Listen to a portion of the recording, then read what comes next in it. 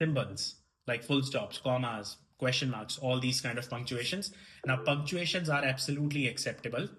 Now, which ones? There are few of them which can be acceptable, not all of these. And those are going to be either a comma, full stop. Okay, comma is something where now they're not going to speak out the word comma. All they would do is in a sentence, they would simply take a slight pause. So with that, we would have to figure out if there was a pause that they took in the sentence. And in that case, we would be putting a comma. Full stop, very common. Majority of your sentences are going to end on a full stop. And we have to make sure we put a full stop at the end of it. Otherwise, if you put your sentence correctly, but if you miss the full stop towards the very end, you will not get any marks for, like you will lose marks for not putting that full stop because your sentence is incomplete. But few of your sentences will also end on a question mark.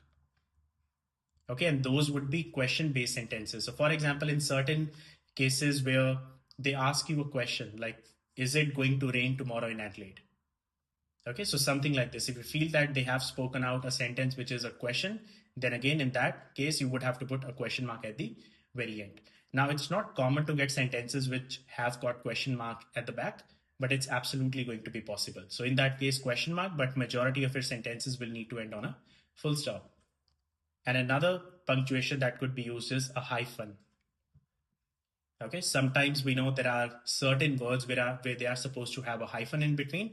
For example, if I say 22, now we know when we put out the number in spellings, 20-2 is the correct format. So when you put this down in the exam, you then can use a hyphen if the word is supposed to have a hyphen in between. So 20-2 is supposed to be the correct way. I'll also explain you how to use numbers just after this, but all I'm saying is if you feel that there are certain words where there is supposed to be a hyphen in between, it's absolutely acceptable to use a hyphen.